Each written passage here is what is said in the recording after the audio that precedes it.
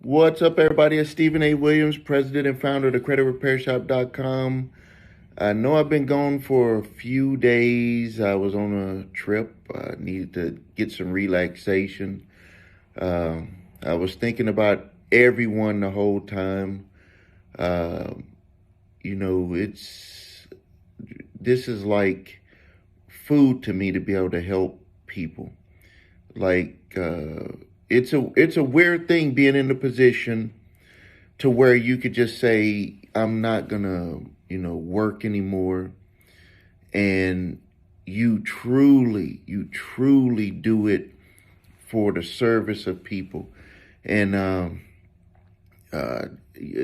I just thank everyone for watching the video. I thank everyone for being customers. It's a grind for all of us. It's a grind for you to get you where you want to be. But my words, like if I was to just say, if you were to say, Steve, give me the straight way, like the quickest way to get to where I want to be. And the quickest way to get to where you want to be is to do every step that needs to be done to get you, for your specific situation, to get to where you want to be. No zigzag. That means that if you're going through a credit repair process and for you this needs to be done, don't question it, or ask some questions, but then be willing to do it. Like, I'm not saying just go blindly, but that's the way that you get to where you want to be. That's the way that I'm in the position that I am right now in my life. And I could have got here a lot faster if I would have just took quicker the advice that I just gave you. I take it now, but I should have took it quicker. Now, we're going to talk about some YouTube question answers. We're going to talk about debt being released in the market, court summons, Midland credit management has gone buck wild. Buck wild, black people say buck wild, and I think white people say buck. Is it buck wild or buck? I don't know. We say buck wild, but so Midland Credit Management, we've been doing so many summons. I'm thinking like one or two every day, but also every day people are sending them to us to either say they want to learn how to do it themselves. How can you help me? And we're just doing our best on managing those. And so I'm going to go over the debt that's being sold, and Midland Credit Management is buying like the majority of all of this debt. I don't know for this particular, but I just know from all of the court summons that are coming through, Midland is like on every one of them. They're like on every one of them, and they're trying different strategies in certain areas. Some areas are like going strong with the court summons. Like they're like, we got the affidavits.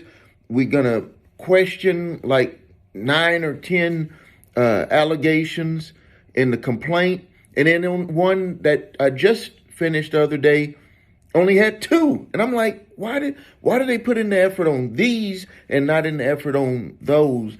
And that brings me back to something that the Consumer Financial Protection Bureau said when they sued Midland, is that they said that Midland does this crazy thing where they'll do their calls and try to threaten people for lawsuits, but then they'll do a tracer to see what's going on with the individual financially, and then they'll make a determination on if they're going to sue them, which is technically against the law to do that. That's a violation, because you're not supposed to threaten if you're not going to intentionally do it.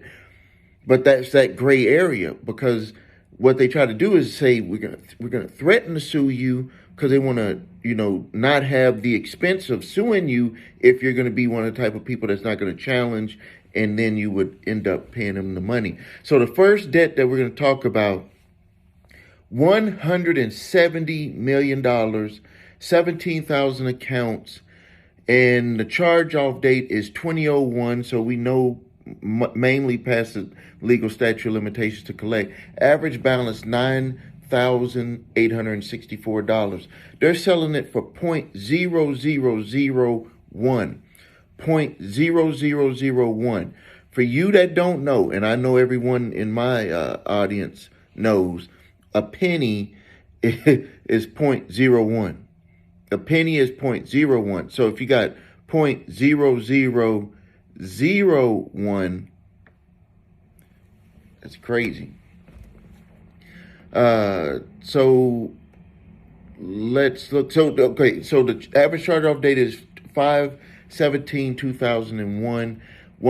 $170 million credit card debt. I'm going to tell you what to do about this in a minute. Here's another portfolio, $3 million. Average charge-off date 2004. 1,708 accounts. Average balance is $1,700. They're selling this portfolio for $3,000, which is 3 cents on the dollar. We got another group. I'm going to have to pull this up here. Here we go, another group. Okay, here we go. Mixed lenders. So this could be credit cards. This could be payday loans, auto debt. We got $129 million, 10,102 accounts. Average charge-off date 2007. Again, past legal statute of limitations for most states. No, for all states. $12,783 is the average balance. There's not that many portfolios that are even making it to this spot to even be emailed to be offered, because they're yanking them up. If you can buy this stuff for pennies on a dollar, you go and you send some letters out, and say 0.1% of the people respond and they pay the full amount, they pay half, they pay 25%, they've made all their money back. They've made thousands of dollars from people who didn't know their rights, that they didn't even have to pay this debt back. So let's talk about what to do with this first. Then we're going to get to some YouTube questions and answers.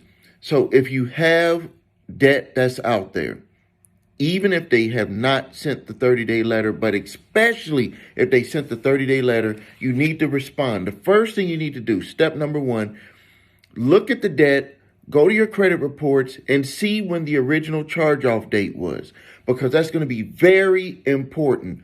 If the charge-off date is, well, you look at the charge-off date, then you go and look at the statute of limitations for collecting debt in your state. This is debt that has not gone to a judgment. If it's past the legal statute of limitations to collect for your state, you simply write them a letter notifying them that they're trying to collect on a debt that is past the legal statute of limitations to collect, and you want them to cease all collection activities on that. That's all you have to do. You don't have to do a debt validation. You have to do none of that other stuff. I give you those letters. Below this link, I give you those letters. If the debt is, and also if you can go to my website, thecreditrepairshop.com, to see the state statute of limitations. Go to my blog, type in statute of limitations, that page will pop up. In column number 1 is like regular accounts that are not credit cards. Visitor. Column number 4 are open-end accounts, ones that you can charge and then pay down and charge again. Statute of limitations is different in some states for those. So once you have that information, you use one of the 3 letters that I give you. If it's past the legal statute of limitations or time barred, they might send you a letter and say this debt is time barred. They may call you and say that this debt is time barred. That means, in other words, it's past statute of limitations. You don't have to pay it.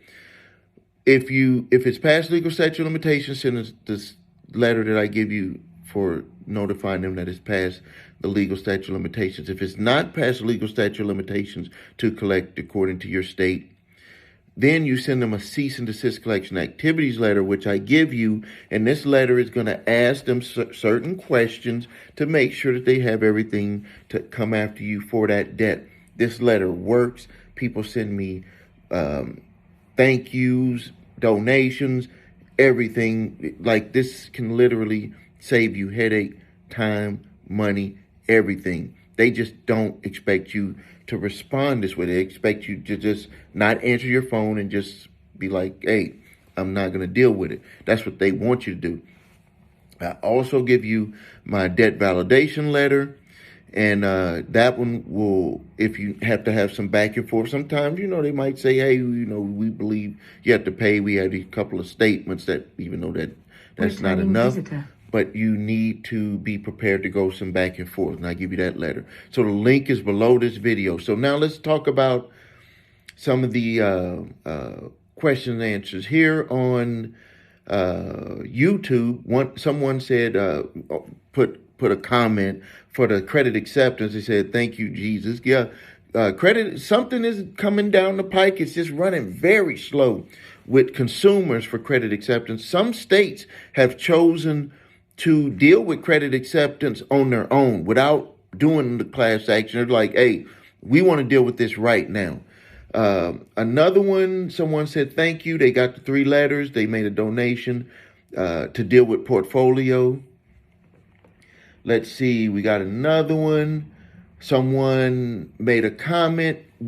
If you're getting letters back from TransUnion, Experian, Equifax saying that it looks like you didn't write this letter, that, we want to help you, but it looks like you didn't write this letter, like someone else did it for you. What does that have to do with what I'm asking you to do? They're doing that as a stall tactic to make you not want to get your credit repaired, to make you not want to either do it yourself or use a service to do it.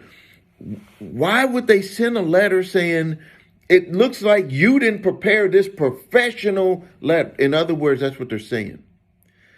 Let's see here. Another one, someone had a good one the other day it says, I want to know if a creditor has the right to transfer or sell a car without advising me or without my consent, with a statement in my credit file of involuntary repossession 7 years. They can, the creditor sold.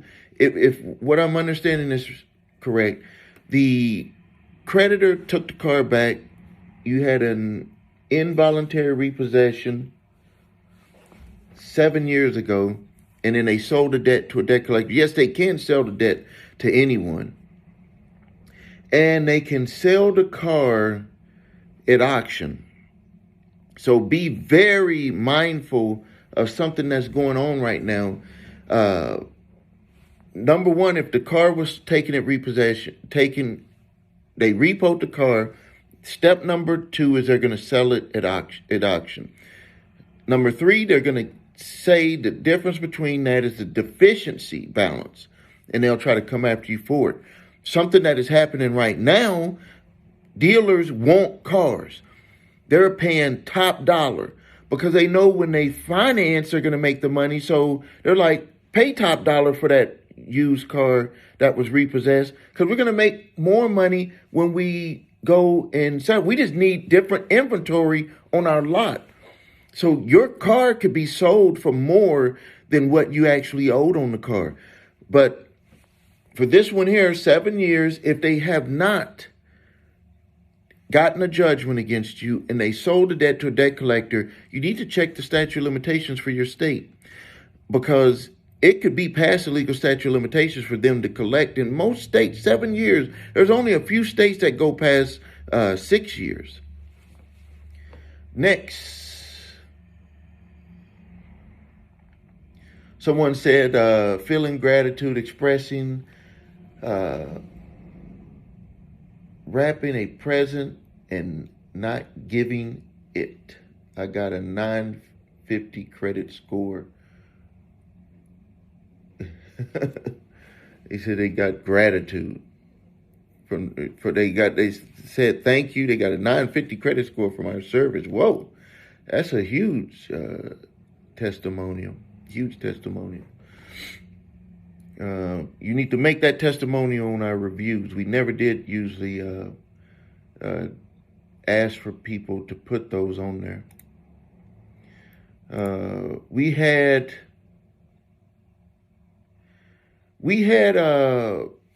with a court response summons. We got another one here. One of the things that kind of piqued my attention, what they're doing, and you got to watch out for this. We're seeing a lot of people where attorneys are running into an issue with doing the responses. What they're seeing is that, like, I don't know if they're not reading it fully when they're working with their clients, but they're kind of being fooled by the affidavits that the collection agencies are submitting to the court. And if you really look at it, because when I saw it, I was like, man, they stepping up the game. They're making it to where it's going to be harder to win. But really, if you read it and you respond to it the right way, I think that most judges will say, well, this really isn't anything that's new that you're presenting. This is not something from the original creditor. Because what they're doing is they're making an affidavit. So they always had an affidavit bill of sale. They'll have some type of transition document. They'll have an affidavit from the president of let's just take, for example, from the credit card company. But if you read it, it does not say that the information that they're transmitting is 100% accurate. And we already know that there's problems with the accuracy because there were several lawsuits that have went down with debt collectors, and they had stated clearly that, when they questioned the credit card company attorneys or the vice presidents or the presidents for these companies, when they sold those debts, they said we did not state that it was 100% accurate. And there was just a lawsuit that was just went down the pike where a credit card from an airlines, where they had saw that it was ID theft, clearly ID theft, and the account was sold to a debt collector. So these things are happening, but they don't state that. So that a lot of attorneys don't know that you can question that. You can say, well, give me proof from the source that you purchased it from, that everything that you bought in that batch was 100% accurate. I'm just asking. I'm not running from the debt. I'm just asking because I see problems with it. And then you can clearly write your problems. Your problems with it is, give me all the charges and payments and credits. I don't recall this balance amount. Again, you're not running from it. You're questioning, which is what they're doing when they make their court summons or their complaint. They're questioning. Those are allegations. They're questioning this. They're saying you took this money, you benefited. They're saying all of that stuff. They're making allegations, and you're coming back and saying, well, I don't recall all of that, and I don't recall doing business with you. Let's get all of this information from the party who has it, and they won't come back and give them anything. Everything that they bought, the affidavit they got, which doesn't have your name, your account number, it just says this bulk debt file. That's what it says. So you can go back and respond to them, and you can tear down those and make them have to prove that. What we've been getting so far, this is what's been happening. It's either been where they're like, we need more time, or they're just flat out not even showing up. We had, which is crazy. I'm going to mention this. I mean, I have to. It just came to my mind on something that happened. There's a guy, soldier. Thank you for your service. I served in the military too. Overseas, his wife gets a court summons. We write the response, and they didn't. The debt collector decided not to show up to court. Which means that they just basically quit on the case. And the individual was upset with us because the debt collector didn't show up to court, because the debt collector didn't show up to say it's dismissed. But I was like, how can you get upset with us with that? But this is what's happening. Like, some of the times, and it's happening a lot, they either won't show up, they either say it's dismissed, or they either say we want more time. More time means that they just want more time to see if you're going to show up, and then it's going to be dismissed. I've seen where they're going to, they're using a strategy in certain states, especially like Illinois, where they're making people pay appearance fees, which is $200 and something. So you're going to make someone have to pay an appearance fee to show up for a lawsuit that they're already, if you take it for what it is, they're already having financial problems. And then you're going to charge someone an appearance fee? You can get it waived, but these are just things that are, like, debt collectors are using these strategies in certain states or certain municipal court areas in certain cities, seem to just want to make it hard for people. Like, people are already struggling and they want to make it even harder. I always say, show up there. They'll take you into a room if it's a Zoom. They'll give you all of the information, the login, so you don't have any internet issues. I know it makes it tough, but you should do it. Reason why Midland is buying all of this debt, number one, is because they can do Zoom. They don't have to be in the state anymore. They just have to be licensed to do business in that state. So it's like a 50-50 type deal. It's a good and bad.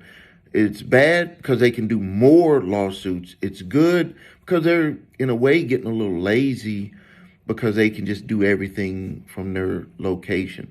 They're not even including all of the debt collection companies that they used to include locally. So they might be having a little internal fight with some of those companies. So if you are summoned to go to court, you got to write the response. I have the links below this video. You can get that, the links. Here's another question here. Is your employer supposed to notify you of a garnish order? Yes, they are supposed to notify you of it. But if they don't, they might say, well, you knew it was coming because you lost the lawsuit. And in most states, when they do a garnishment, they have to, number one, get a judgment. Number two, they have to go back to court to get the garnishment order. And then that is usually mailed to you. It may not have been mailed to you, but it's usually mailed to you. And again, if you're being garnished, all you have to do is look up the laws in your state. Some states do not allow garnishments if you earn under a certain amount of money. Or if you earn a certain amount of money, but you have a certain amount of dependents, they will make you exempt from garnishment. In my state of Wisconsin, they have what's called a poverty guideline, which you don't technically have to be in poverty, but they say if you have a certain amount of dependents, you don't qualify to be able to be garnished. We just had an individual here where we stopped the garnishment. He has 7 children, in which he has good income, but he has 7 children, which once we finished with that, it took him way below the guidelines for being able to be garnished. it ended up being like $29 or $39 of his income could be garnished, and of that $39, I think only 25% of that would be able to be garnished. Now, I'm not saying he's not going to have to deal with the debt at some time, and I told him that. I said at some point you want to move on in your life, you got to deal with that debt, either with a settlement or something in the future. But right now, stop the garnishment so you can maintain your household and keep that stable. And then in the future, you need to be prepared to work on that. I'm pretty sure that they would take 25, 30, 40, maybe even 50% on the dollar for that debt. All right, I'm going to end the video here. If you need help with your credit, please visit us at thecreditrepairshop.com. Watch the video, What Makes Us Different, where I show you my 8-point validation process and my 2-phase settlement process. Number 2, if you don't have your credit reports and scores, go to the website, yourorder3scores.com. Those links are below this video. If you have debt collectors coming after you, the link is below here to get my 3 letters to stop debt collectors. If you have third-party debt collectors coming after you in court, suing you in court, link is below here. I show you how to do it yourself, give you all the documents, instructional video, or you can have us do it. Just make sure you give us a little time before you have to go to court. Thank you for your time. This is Stephen A. Williams, president and founder of thecreditrepairshop.com. I'm very grateful that you watched this video. Please like this video. Please ask your questions and comments.